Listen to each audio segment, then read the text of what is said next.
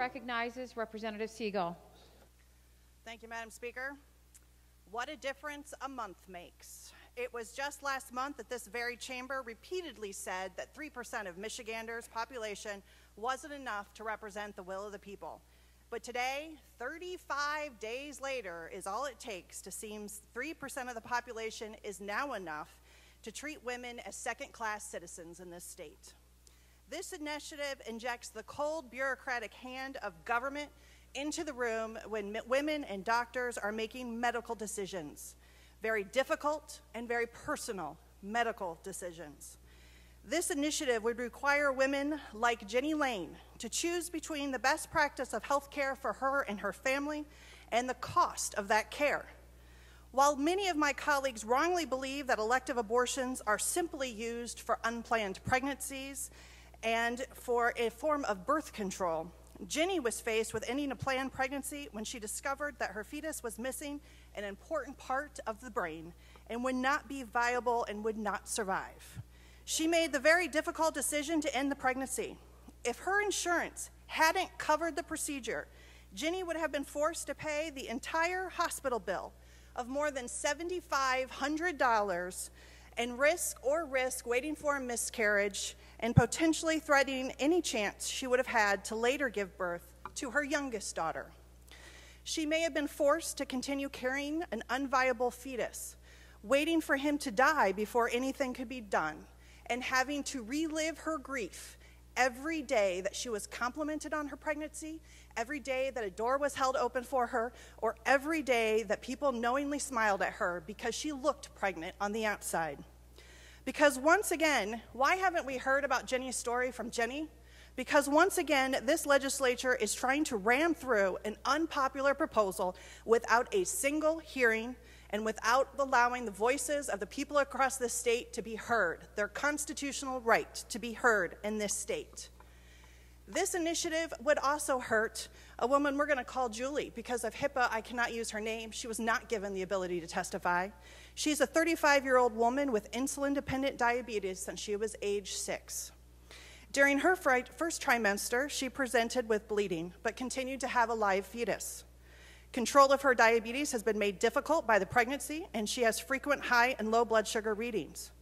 Bleeding continued into her second trimester, and her blood count is near the threshold where the blood transfusion is needed to prevent complications of severe anemia. At 17 weeks gestation, she reported a watery vaginal discharge and increased pelvic cramping. An ultrasound and a dye infusion test confirms that her bag of waters had ruptured, and the fetus still had a heartbeat. She was counseled that the pregnancy will likely end in a fetal death. Survival outside of the uterus was not viable. And if she did not perform an abortion-type procedure called NDC at that point, then she would have lost the ability to potentially carry another healthy pregnancy and lose a child. All of these situations, this initiative would make that woman have to decide between a procedure that would save her fertility or pay the full cost of that, which in many cases is thousands of dollars that we don't have. This initiative would also shut the door on the recruitment of much-needed OBs and GYNs throughout this state. It would invite Big Brother into the exam room, dictating that doctors and patients should choose between what is medically appropriate care and whether or not they will be fined from doing a procedure and not reimbursed for that cost. Today, 1/4 of Michigan counties do not have an OB/GYN.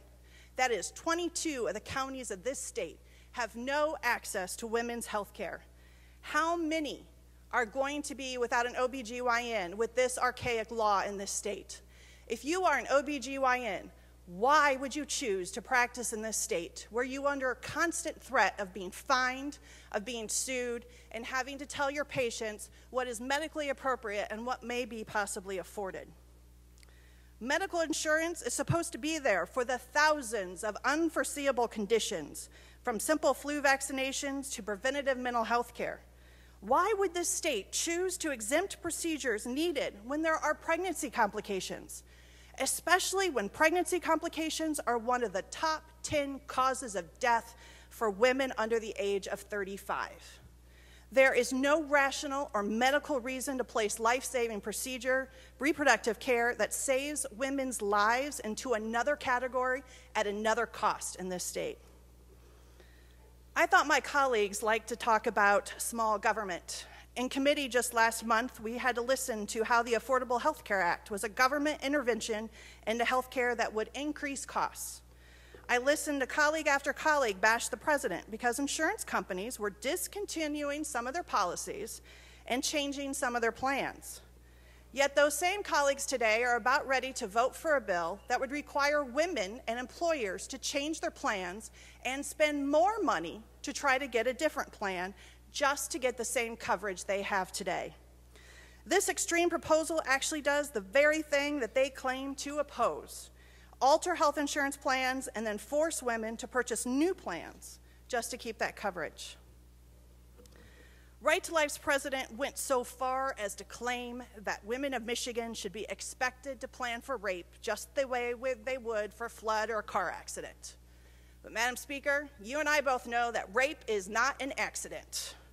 Under this proposal, in cases of rape or when a woman's life is at risk, no longer will those women and those doctors be allowed to make informed, thoughtful, and medically necessary decisions. Those decisions may be based on whether or not you can afford, even though you have health insurance. Instead, a bunch of politicians, there's not a single physician among us that are telling us what government does best. I am ashamed, Madam Speaker. I am ashamed that this legislature, which is comprised of just 20% women, feels so compelled to interfere in the health choices of women. I am ashamed that the supporters of this proposal can't be bothered with the facts, repeating the bold-faced lie that their tax dollars are somehow being used for abortions, when the federal Hyde Amendment has banned tax dollars for abortions since 1977, and Michigan put it on our own books for the last several years. I am ashamed that while unemployment is climbing and our schools are closing their doors and bankrupt cities are going bankrupt, that this legislature cannot get past their infatuation with vaginas and are not doing what the important people of this state expect us to do. Women know that this is not medically necessary. They know that there are no cost savings to this measure, and they know that this is just pure politics. Now, I understand that some people might have preferred the days when women didn't have the right to vote. But I am here to tell you that we do have the right to vote. We do have the right to stand up and speak, that we will not be silenced, that we will continue to be standing up for our rights. And I urge my colleagues to vote no on this initiative because enough is enough.